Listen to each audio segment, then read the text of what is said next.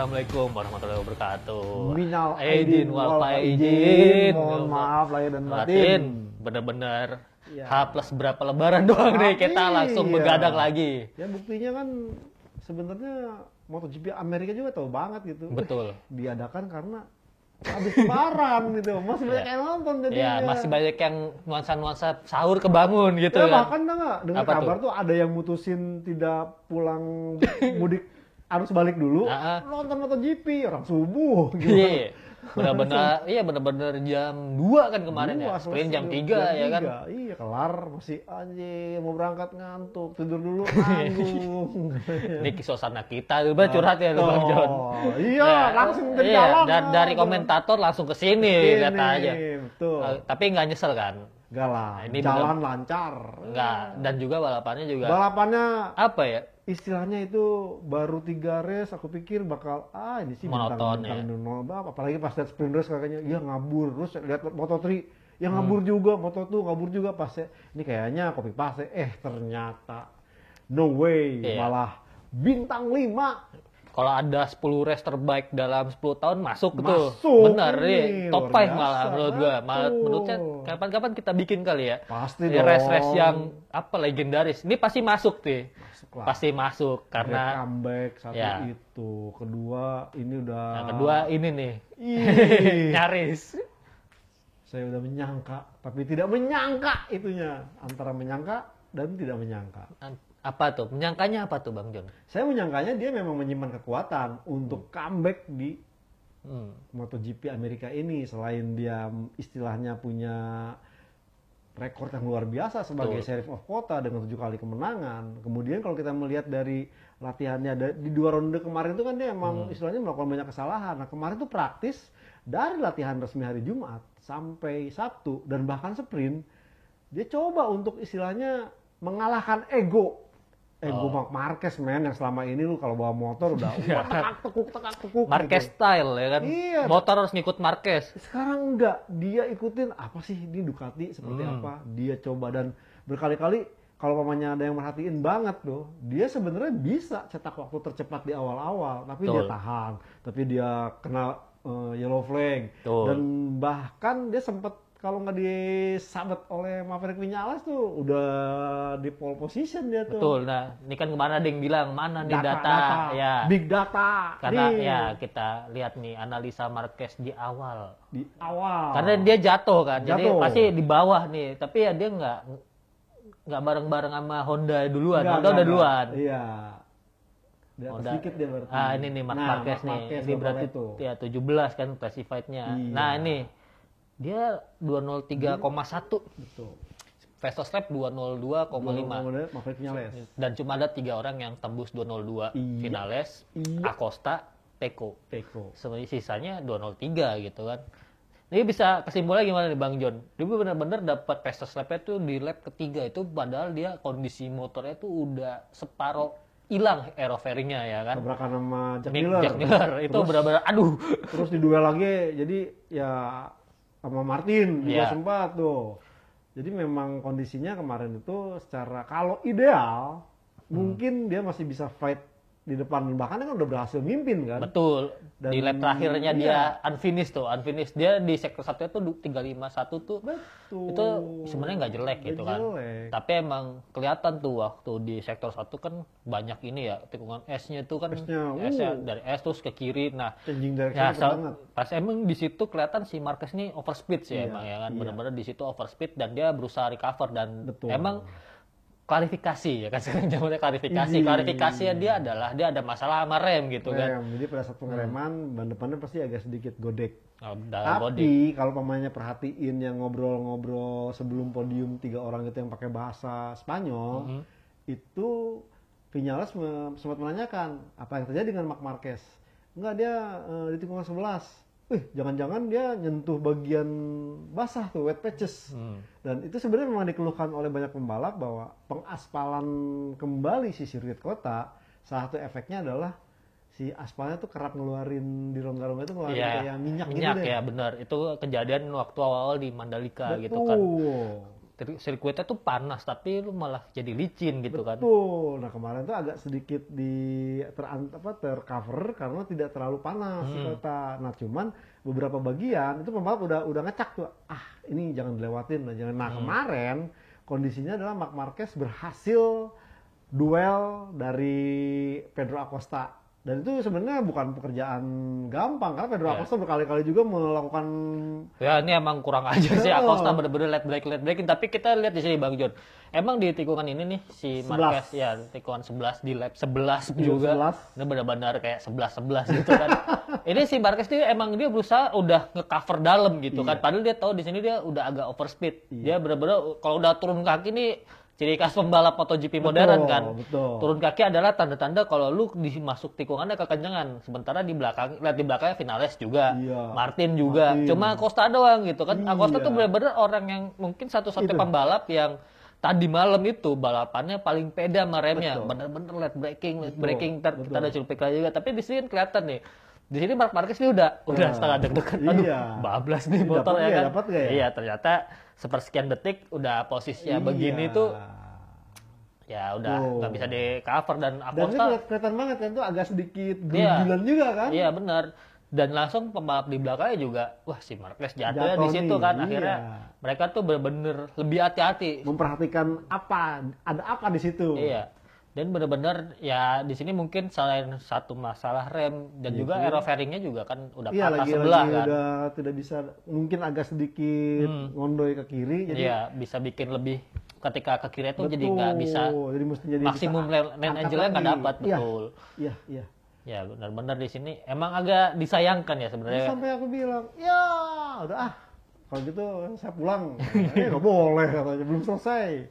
Tapi emang susah nih fotonya yang patahnya nggak ada nih emang belum kiri kan dan kemarin tuh kalau memang kita lihat sebenarnya di serunya itu memang di tikungan pertama bagaimana Maverick Vinales yang bermasalah dengan clutch-nya harus dibuang oleh ada cuplikannya nih, cuplikan lap pertamanya nih Bang John ya kan. Jadi Pecco Bagnaia pun itu dibuang oleh Martin. Dan Miller tuh entah dari mana datangnya gitu.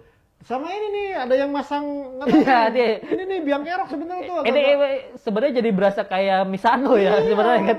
Kenapa kok tiba-tiba flare kuning gitu? Kasih Rossi padahal ini Cota gitu kan. Udah gitu. Lu ini ngapain sih? Sebenarnya kalau mau iseng itu bisa kena kena denda. Denda tuh yang buang petasan. Iya benar-benar tiba-tiba ada flare gitu loh. Itu kalau di Eropa, nah ini benar-benar dari sini nih. Ke jalan itu dan di depan itu kan tikungan nanjak blend ini kan. Ini benar-benar susah. Gua tuh bingung Miller tuh dari mana. Nah, Miller mana? Tapi Miller emang statnya bagus nih Miller nih. Iya, ini kan Binder yang sono Binder kan. Di Miller tuh tiba-tiba dialah yang ngebuang, termasuk ngebuang Pecco sama Vinales kan di sini. Nah, bukan dia kalau si si Martin ya benar-benar Martin dari dalam yang maksa. Nah si Pecco kena buang, Pecco nabrak si Maverick Vinales sampai keluar. Posisi ini sebenarnya memang kalau umpamanya tidak ada masalah clutch itu istilahnya copy paste kayak sprint race. Cuman kali ini yang emang startnya bagus semua KTM kayak bagus tuh. Benar. Si Pedro Acosta pun akhirnya memimpin dan itu gua agak nggak expect sebenarnya waktu Acosta tuh benar-benar startnya bagus. Iya. Tiba-tiba langsung lebih kenceng loh dari Ducati semuanya gitu. Tapi emang ini flare ini pasti ngeganggu sih. Ngeganggu agak-agak, apaan nih agak bikin pecah konsentrasi. Nah itu dia. Nah dia nabraknya juga sama Marquez juga ya si Martin. Benar Martin sempat ya sama Marquez harusnya. Nah Marquez tadi sama Miller di tikungan disikat lagi. Jadi memang istilahnya kemarin tuh pada euforia dan satu hal lagi adalah kemarin tuh suhunya agak lebih tinggi. Betul. Dan tidak ada angin. Nah problemnya apa? Di saat suhu lebih tinggi, ini kok pembalap masih pakai pilihan medium soft. Nah benar, itu juga banyak pembalap yang pilihnya tuh di menit-menit terakhir ya kan. Awalnya medium, kayak Marc Marquez tuh medium aja pakai medium soft. Alex Marquez medium soft. Terus si Fabio Di Giannantonio, Quartararo sampai ya itu si Francesco Bagnaia yang bilang kemarin masalah di ban belakang nih nggak dapat, mestinya pilihannya bukan soft. Iya. Kirain ternyata disoftin lagi gitu. Disoftin lagi. Tapi emang kalau misalnya kalian yang nontonnya detail gitu dari awal, emang di chart di diagramnya si Marquez ya, medium. Karena di bener-bener Marquez itu mintanya tuh terakhir-terakhir. Jadi 3 pembalap terdepan di row 1 itu semua tadinya semua medium, belakangnya medium soft. Tapi sebenarnya Marquez itu detik-detik terakhir tuh dia ganti medium soft. Sementara si Vinales dan juga Acosta pilihannya tetap, dan ternyata yang bener siapa? Di mereka berdua, ya kan? Ada yang unik lagi nih. Ternyata Pedro Acosta tuh bukan tanpa alasan, tanpa sebab dia pilih medium. Karena softnya habis. Dia pakai geber-geber sebenarnya. Iya, jadi istilahnya ya no choice, dan dia bilang ya udah go ahead, dan ternyata ya malah benar gitu kan. Bener. Karena emang dalam kondisi track Cota gitu yang sebenarnya Cota tuh nggak terlalu abrasif sebenarnya. Nggak terlalu abrasif, tapi dia punya titik pengereman yang tingkat stresnya tinggi, ya kan, tinggi banget gitu kan. Makanya agak kalau pembalap pakai medium nih emang kesannya gue bisa nih di akhir-akhir balap ngelawannya. Tapi pada kenyataannya kan, kalau lu ketahan di tengah itu bakal bikin bannya lebih panas dan lebih lebih riskan lah untuk bisa dibuat balapan. Titik pengereman, dan juga ada titik yang triple tikungan tuh. Ya, 16, 17, 18 tuh ngabisin ban kanan. Benar, yang kanan. Jadi benar-benar merepotkan. Jadi kemarin itu alhasil ya cukup direpotkan adalah bagaimana kalau pemain Vinales bilang tuh balance the bike-nya itu. Jadi kondisi geometri dan keseimbangan dari ban depan dan belakang satu titik pengereman yang menjadi kuncinya. Dan bahkan kalau kita melihat Maverick Vinales yang pilih medium itu tampil luar biasa. Setelah dari urutan 11 ngambil menang. Gila. Kita buka lagi. Nih, Maverick Vinales dari medium, slick medium. Yang lain ini kan Acosta medium. Nah, Bastian ini udah medium soft gitu kan. Betul. Dan emang Vinales ini bener-bener ketika dia dari peringkat 11 terus berusaha naik itu bener-bener dia nggak mau ngabisin waktu. Buktinya tuh cuma 1 lap dia yang ada di 204. Betul. Berarti kan dia ketahan orang nih. Tapi 204 nih kayaknya dia udah mulai ke top 5 ya. Ada lap 11 ini kan. Lawannya udah Martin, Pecco, Bastianini gitu kan. Jadi itu kalau nggak salah lap 11 tuh di lap Marquez jatuh. Biasanya kalau pembalap Marquez pembalap ada yang jatuh, biasanya pembalap tuh bakal agak lambat ya. Betul. 11 itu iya benar. Dia sempat istilahnya kan Marc Marquez itu sempat dia sempat mau duel Marc Marquez, tapi dia kemudian nyalip Martin. Kemudian dia berhasil nyalip Acosta. Ya, ini juga nih sama nih si Acosta juga 204 ya benar. Berarti itu karena dia ngerem di tikungan Marquez yang jatuh itu. Karena pasti pembalap tuh refleks gitu kan. Kalau ada lihat, depan gua jatuh, dia pasti ngelambat dulu nih karena dia takut dianya juga jatuh gitu kan. Tapi bener-bener catatan waktu April ini emang solid parah sih. Betul, konsisten banget. Bener-bener ya emang kayaknya nggak ngaruh dia start dari P14 pun masih bisa menang gitu kan. Dan ajaibnya juga Bang Jun, fastest lap-nya dia diambil di lap 14 gitu kan. Udah hampir habis gitu kan, cuma tinggal 6 lap lagi gitu. Itu gimana ya, Aprilia tuh apa sih kuncinya gitu? Jadi saya sempat bilang itu sampai agak sedikit candaan ya, karena ini bulan April. Aprilia selalu bagus di bulan April. Berarti ntar dia Jerez menang lagi bisa? Ya mudah-mudahan. Karena kalau kita ingat dulu yang pertama kali menang Aleix Espargaro di Argentina itu bulan April juga loh. Benar. Itu ya guyonnya. Tapi terlepas dari itu semua, sebenarnya kemarin itu kondisi aspal Circuit of the Americas itu licin. Licin ya, benar. Tidak grippy. Dan ini sangat klop dengan karakter Aprilia. Dan makanya tinggal nanti bagaimana di Jerez nih yang karakternya agak berbeda. Dan bahkan sebenarnya kalau umpamanya kita balik ke kondisi Portugal juga, kan Portugal juga nggak terlalu grippy karena waktu kemarin kondisi cuaca agak sedikit membuat buyar. Jadi dem. Ya gitu. Sayangnya waktu di main race tidak berhasil menang karena problem disenggol kucing nih kalau nggak salah. Dari TV dia disenggol kucing jadi jatuh. Yang itu. Yang ditepok. Ya ada ya benar. Sebenarnya itu karena masalah gearbox. Dan ini juga nih yang menjadi problem Aprilia adalah sampai kapan dia di saat balapan utama itu melakukan R&D, eksperimen berjalan gitu. Ini yang harapannya jangan sampai terjadi. Kalau seandainya dia udah ketemu hasil yang cukup bagus seperti ini, saya rasa Jerez ketemu Lemang ketemu Mugello itu akan lebih smooth karena patokannya udah ada dan Maverick Vinales sudah membuktikan Aprilia ini benar-benar strong bike dia bilang. Dan satu lagi Bang John, kalau lu pernah bilang gitu kan, mungkin teman-teman juga belum tahu, Maverick Vinales ini diet. Itu Diet itu berapa kilo? 4 kilo. 4 kilo ya? Itu sampai sempat ada yang julid tuh kan ditanya di press conference. Nah, lu tahu nggak Maverick Vinales turun 4 kilo? Hah, yang benar? Nah, kalau menurut kamu gimana? Ditanya ke Bezzecchi bilang, wah kalau gue sampai 4 kilo, gue terbang tuh bawa Ducati. Ya, Martin sih sebenarnya melakukan diet juga, cuman dia tidak komentar, cuman ya masing-masing pembalap punya kekasan sendiri.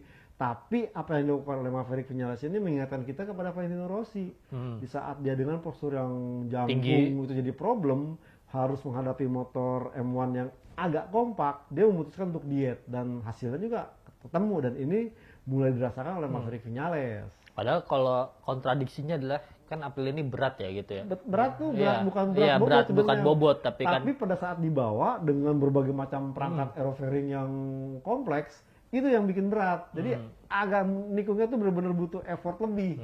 Jadi bukan kayak motor motor gampang ya. Tinggal di dulu Yamaha itu kan high speed cornering tinggal ditekuk sedikit tuh udah ngikut gitu, tinggal diurut gasnya. Nah kalau Aprilia ini enggak. Dan mungkin itulah yang bikin yang kencang Aprilia cuma satu kan. Iya. Cuma sebenarnya Espargaro yang lebih berpengalaman juga di bawah gitu kan. Betul. Apalagi yang di track house gitu kan lebih parah lagi pasti. Parah lagi. Gitu.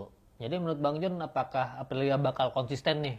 Ini yang masih tetap jadi pertanyaan dan bahkan seorang Maverick Vinales saya tanya, "Wih, lu menang, bikin sejarah, jadi pembalap pertama yang menang di 3 pabrikan berbeda." Ya, Suzuki, Yamaha, Aprilia. Terus ditanya, "Lu posisi ketiga klasemen loh, kandidat juara dunia kan?"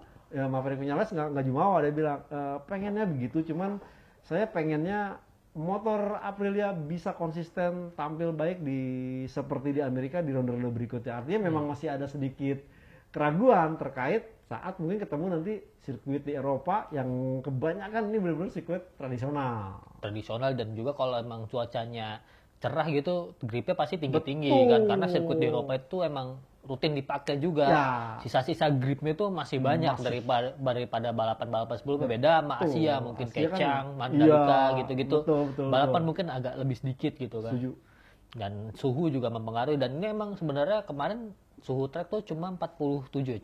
Cuma biasanya Aprilia tuh di suhu yang segitu dengan problem overheat. Ya, yang sekarang sih nggak ada, tapi nggak tahu yang motor-motor yang lain gitu kan, karena belum ada komentar soal itu.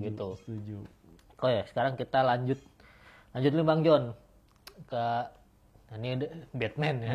Ini sampai disebutin sama orang MotoGP-nya ini diprakarsai di awalnya adalah di Mandalika. Ya, bukan disebut-sebut Lombok. Ya, bukan ini kan, bukan Rudy Batman. Bukan. Rudy Trijaya. Nah, ini kita fokus kedua. Ini orang apa ya? Gue ngeliatnya tuh dia debutnya tuh nggak kayak Marquez ya. Betul. Lebih ke kayak Rossi gitu kan. Bener-bener dia, kalau Marquez dulu mungkin debutnya tuh dia apa ya? Spesial banget, emas banget, sampai di istilahnya kalau pamannya telur emas tuh dijaga, diinin biar keluar. Kalau Rossi kan kayak ibaratnya dulu gimana ya? Istilahnya kayak di saat itu era 500 cc itu kan pembalapnya tua-tua gitu kan. Terus ini ada anak muda nih 20-an tahun ugal-ugalan. Ya ini kayak gini kan. Kalau Marquez itu gayanya nggak ugal-ugalan sebenarnya kan. Dia emang kenceng dan dia tuh diistimewakan, dia dapat motor yang paling bagus gitu. Emang Rossi juga bagus lah ya kan. Biarpun nggak di Repsol gitu kan, tapi speknya spek Repsol. Sama persis kayak gini kan. Dia dapat motor KTM pabrikan, tapi dia nggak di tim pabrikan. Satelit tuh, setuju. Dan menurut gue ya, ini gue tuh bener-bener Acosta nih bener-bener kurang ajar ngeremnya. Bener-bener late braking. Di dalam lagi kan. Terus. Ini Peko loh lawannya gitu kan. Peko 2 kali kayak gitu kemarin di Portugal di sisi kanan, sekarang di sisi kiri. Iya benar-benar, dan tapi emang kelihatan di KTM nih di sini performanya agak kurang lah ya secara performa dari Acosta-nya sendiri dan semua pembalap KTM yang lain. Emang masalahnya tuh kelihatan akhirnya kalau si KTM ini emang top speed sebelumnya sih ya. Akselerasinya mungkin oke gitu, akselerasi keluar tikungannya, tapi ketika untuk ngejar top speednya ini dia pasti kalah. Memang belum sana dia. Iya benar-benar kayak pasti bakal ketinggalan, dan juga gripnya tuh nggak ya terutama di tikungan 1 ya. Kalau kita ngeliat Marquez gitu ya, Marquez tuh kayak nempel banget gitu kan. Sementara Acosta ini emang kayak dia tuh harus ambil resiko, tapi motornya nggak bakal jatuh juga gitu. Dan satu hal ini tadi momennya mengingatkan Acosta ke Rossi ini ya, satu hal karena sama-sama idolanya sama, Kevin Schwantz. Oh benar. Jadi bayangkan sekali Pedro Acosta mengidolakan bukan pembalap yang lahiran di 90. Kan kalau kebanyakan nanya yang lain siapa?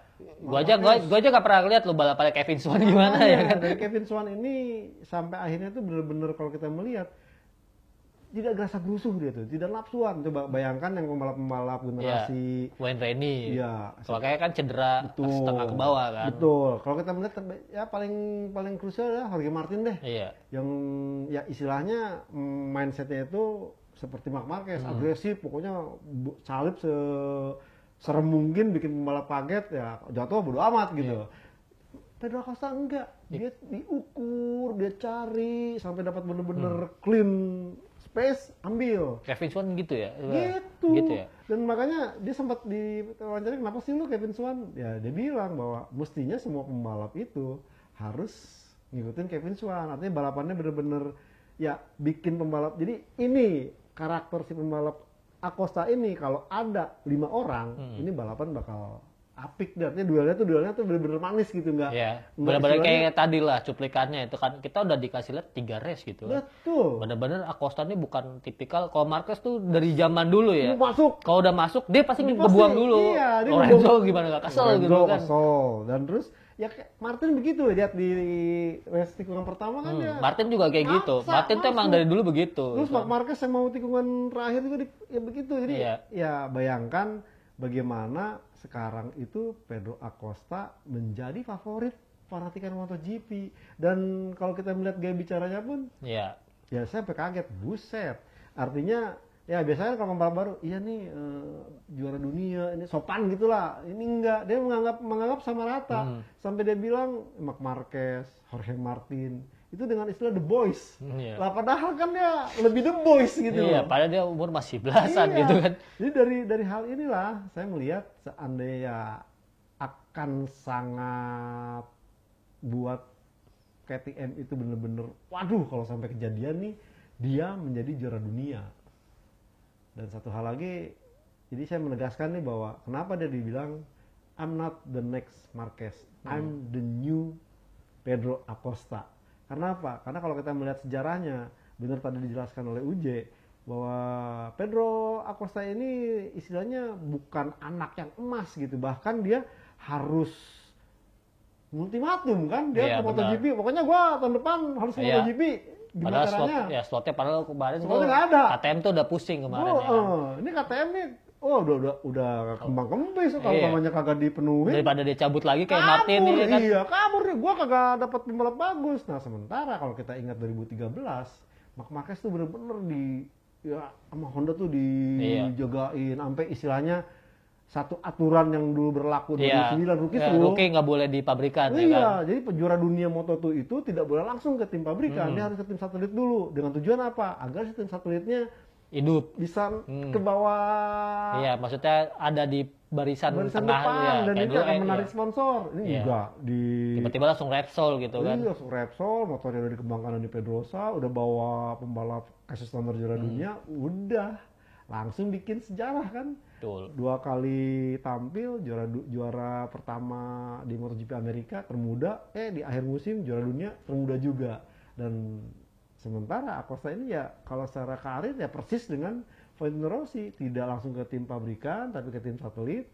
Ya harapannya ya memang masih jauh sih, masih banyak, berapa ronde tuh ya kalau masih jauh. Dan kita juga kalau gue sih emang belum yakin sih sama performa si KTM ini. Betul. Terutama ini kelihatan banget di Cota ya. Kalau di Portimao sebenarnya karakternya emang secara kontur tuh mirip gitu kan. Betul. Tapi emang kelihatan banget ini 2 track yang sebenarnya cukup berat lah untuk mengetes motor. Buktinya yang San Mori di belakang gitu kan. Itu kelihatan banget tuh, payahnya tuh kelihatan gitu kan. Nanya, kok di MotoGP ada San Mori? Ya ntar kita bahas dikit aja ya kan. Tapi emang kita balik lagi ke Acosta gitu kan. Ya emang bener-bener kita harus melihat KTM-nya harus berbenah sih, terutama soal mesin sih dia kalah sih. Kelihatan kalahnya dari Ducati gitu kan. Tapi dia harus bisa manfaatin Ducati ini masalah punya rem, punya masalah di rem gitu kan. Betul. Sementara si Acosta kalau kita lihat, late braking gitu tuh, bener-bener gimana tuh dia pede dengan kompon ban lebih keras ya kan, medium lagi. Kita bahas lagi nih medium. Sementara kan yang lain medium soft. Soft tuh pasti bisa bikin pengereman lebih dekat gitu kan. Sebenarnya medium ya lu harus hati-hati gitu. Karena kemarin tuh banyak pada milih medium soft mau kabur ceritanya. Iya. Cerita tinggal cerita. Iya, ternyata emang sebenarnya mungkin finalis juga setengah balapan anjir lah. Gua kehajar orang di turn 1, yang lain pada medium soft kabur orang, ternyata enggak ya kan. Emang ban MotoGP itu nggak kayak F1 lah, nggak. Susah diprediksi ya. Kalau F1 lu udah gampang gitu. Misalnya ban soft cuma 15 sampai 20 ya kan, 20 25. Kalau si 25 lap gitu ya. Tapi kalau si MotoGP itu nggak segampang itu. Bayangkan loh, si Miller itu bilang 7 lap kelar. Iya. Francisco Bagnaia 6 yang lagi gue bilang, lah lu udah tahu masalah masih dipakai juga softnya gitu. Iya, tapi semua tuh bermasalahnya udah lap keberapa. Nah makanya cuma satu orang yang benar-benar sebenarnya mampu menjaga manajemen ban yang sangat maksimal, itu Sebastian ini. Betul. Makanya dia akhirnya bisa menduel Jorge Martin dan dia podium ketiga. Jadi sebenarnya kalau gue baru kepikiran nih gara-gara Sebastian ini. Jadi 3 orang yang podium nih di Cota. Itu 3 orang tuh benar-benar pembalap yang gak ada gerasak-gerusuknya ya kan. Kagak. Iya kan, Finales, Acosta sama Sebastian ini. Sebastian ini kalau orang Indo gitu kan kayak siapa sih gitu kan, karena nggak menarik gitu kan, nonton Bastian ini tuh nggak menarik gitu, mendukung Bastian ini pun nggak menarik gitu kan. Saya sempat mendukung waktu 2022, cuman sayang di paruh musim keduanya gagal, makanya ya tapi emang itu 3 orang yang gaya balapnya konvensional lah ya ibaratnya. Konvensional, dan memang dia istilahnya memahami ban yang dia pilih itu tidak bisa istilahnya dipaksa dari awal, mesti istilahnya diurut atau dimanja-manja dulu biar ayo dong keluar. Nah itu baru akan keluar di akhir-akhir, dan ini ditunjukkan oleh seorang Enea Bastian ini. Jadi bikin saya mengingatkan dia tuh ke Andrea Dovizioso. Benar-benar itu karakternya sama sih. Betul. Nih udah agak panjang nih, tapi emang Acosta nih kalau ada habis-habisnya. Nggak ada habis-habisnya kalau lihat lap time nih. Kalau ada orang mau lihat lap time bener-bener sama lah kayak Finales gitu kan. Iya, konstan tuh. 203. Dan dia 202 tuh kan dia cuma bertiga kan tadi seperti gue bilang. Dan ini benar-benar dia tuh pasti udah on the limit. Lihat Aprilia tuh, fastest lap-nya Aprilia ke KTM tuh 0,4 detik. Jauh banget ya kan. Benar-benar Aprilia ini ada keunggulan, tapi mungkin dia nyari konsistensinya. Sementara KTM konsisten ada, motornya masih kurang kencang. Kurang kencang ya, karena kita lihat kota ini kan mempunyai 2 trek lurus yang luar biasa kan, yang 11 ketemu 12. Dan emang nyiksa ban parah sih emang Cota ini. Di sektor 1 udah kayak Suzuka gitu kan, sementara di sektor stadium yang terakhirnya tuh dia ada triple red hander. Itulah. Mending double, triple ya. 3 apex dijadiin gabung gitu kan. Gabung gitu agak sulit. Ini lihat lap time-nya Repsol Honda, satu-satunya motor Honda yang finish tuh kayak sedih gitu ya Bang. Sedih banget ya, betul. 205, 204 rata, 205, sementara yang di depan 202, 203 kan kayak ibaratnya 2 detik per lap tuh jauh banget ya kan. Dan ya bukan jauh lagi. Kebon ini mah istilahnya kalau anak-anak liaran mah tinggalin sekebon ini mana mah. Sekebon udah gitu dia 3 ronde ini ngapain aja nih. Dan juga fastest lap-nya ya di lap terakhir loh, ibaratnya udah dan itu lap terakhir kan dapat Alex Marquez ya. Iya. Berapa Alex Marquez tuh jatuh loh. Dan dia mungkin anjir, gua kaget ya. Digas sama dia. Tapi tetap dapat gitu kan. Alex Marquez ini kan jatuhnya nggak kelihatan ya, nggak kelihatan karena jatuhnya tuh, dan jatuhnya juga bareng Mark Marquez karena gitu. Lagi Mark Marquez lagi battle di depan. Jadi emang gambar pasti lihat lagi battle Mark Marquez dan Pedro Acosta. Gua aja nggak inget ada replaynya apa enggak gitu kan, tapi sempat ada. Sempat ada gitu. Lu nyadar gitu kan, karena Kalau gue udah ngantuk gitu kan. Tapi ibaratnya tuh lucu juga gitu kan, kejar sama motor yang udah jatuh gitu loh. Ini benar-benar ya. Ini benar-benar broken lah. Honda ini maunya apa gitu. Ya saya rasa memang harus segera melakukan pembenahan. Makanya seorang tim manajernya aja sampai terbata-bata bingung nih. Yang lain sampai semuanya disebutin sama dia, dan bahkan salah satu yang dia akan coba itu ya nanti di Jerez kan ada tes resminya di abis balapan sehari, dia akan coba semaksimal mungkin di Jerez nanti. Dan Jerez itu juga pasti pembuktian, mungkin sih gapnya nggak nyampe 2 detik ya, karena Cota kan tracknya gede dan emang ini track yang benar-benar nguras sampai titik limit membalap sama motornya gitu kan. Tapi kalau dia bisa pangkas jadi 1,5 aja. 1,5 itu udah jauh sih di Jerez. Sedetik sih cukup sih, sedetik aja, 1 detik aja gitu di Jerez. Tapi kalau 1,5 ya udahlah, fans Honda tuh mau nggak usah berharap apa-apa lagi lah di tahun ini gitu kan. Ya, nah persis kayak kalau sepak bola tuh fansnya MU gitu loh. Tuh ada tuh bantalan tuh di situ kan. Jadi mau ribut apa, mau ganti siapa. Cuman kalau pamannya problemnya memang Honda ini belum istilahnya menentukan motor RC203V ini mau kemana. Agak sedikit berbeda dengan Yamaha. Mungkin karena Yamaha lebih kompak, hanya 2 pembalap, dan juga satu pembalapnya juga cukup piawai mengembangkan. Jadi artinya ada 2 pandangan yang sama kuat, di mana karakter-karakter ada Alex Rins. Sementara kalau di Honda kan ya Joan Mir ditanya, Luca Marini punya masukan, Zarco ada, Nakagami juga punya pendapat. Jadi masih belum ketahuan nih apa maunya. Ya harapannya sih nanti di saat Jerez nanti udah ketahuan nih sebenarnya apa yang harus ditingkatkan dari motor MotoGP Honda. Ini kan lihat 3 terbawah. Ini San Mori ya. San Mori sama Yamaha juga sebenarnya 6 terbawah tuh semua Jepang gitu kan. Lucu banget gitu kan. Tapi ya Quartararo tuh 1,3 gitu ya. 1,3 ya jauh, tapi Quartararo masih bisa ya mid pack lah gitu kan. Dia sempat bilang salah keputusannya ganti ban.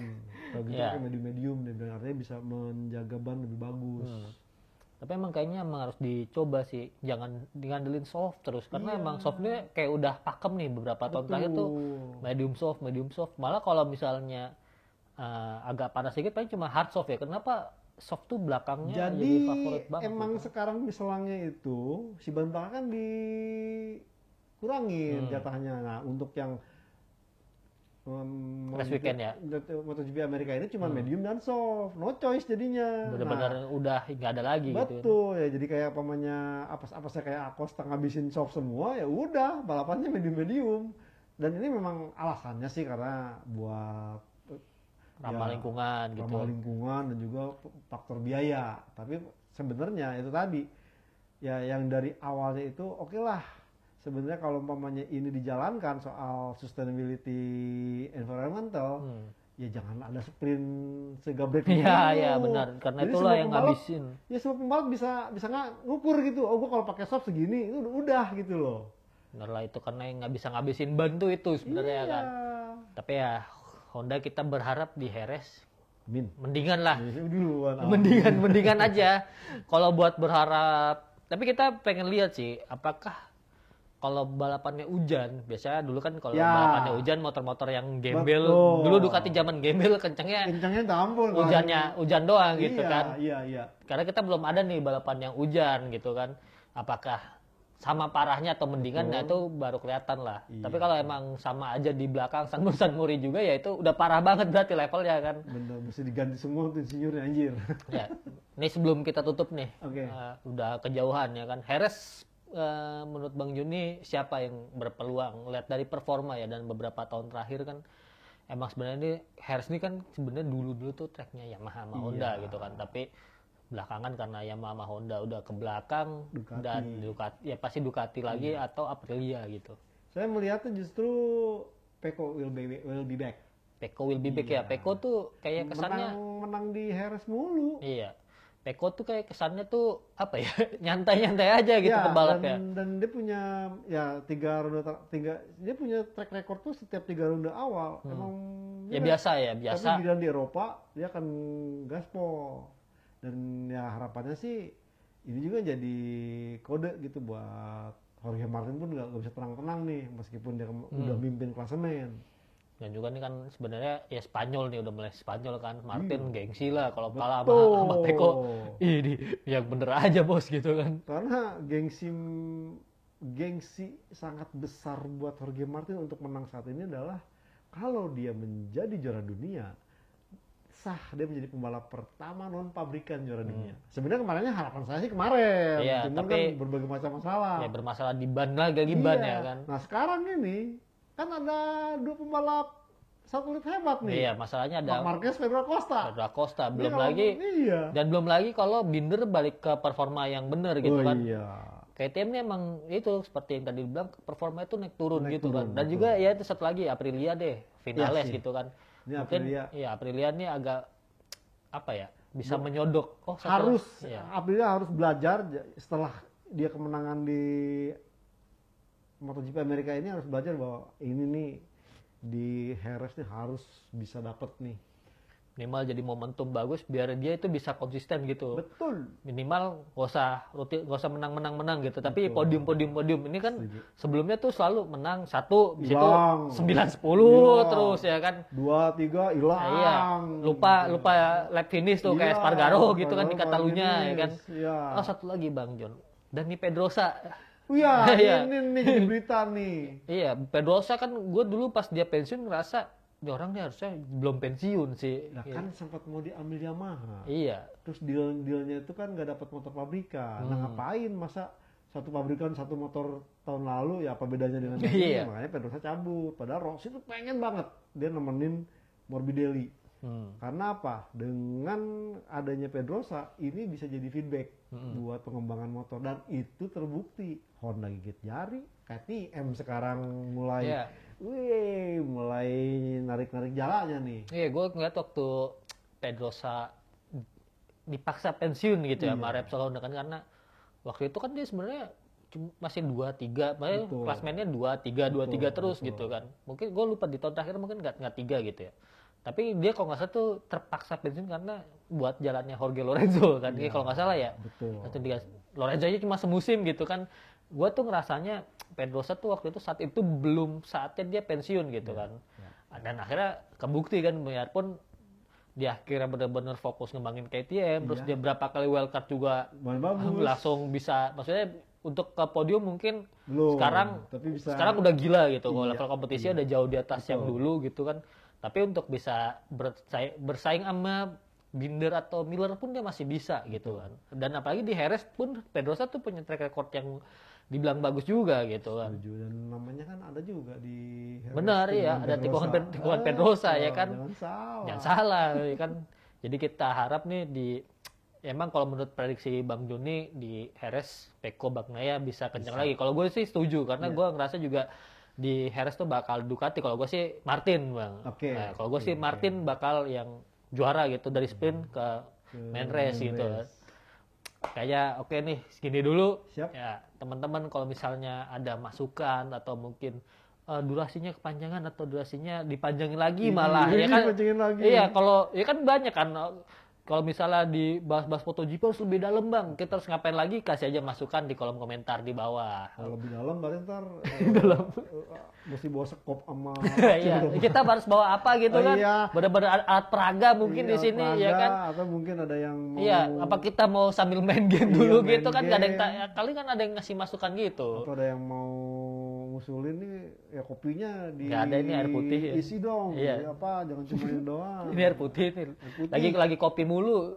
Ya, kopi mulu ya? Lagi kopi mulu, air putih dulu lah kita. Gitu. Oke. Siap.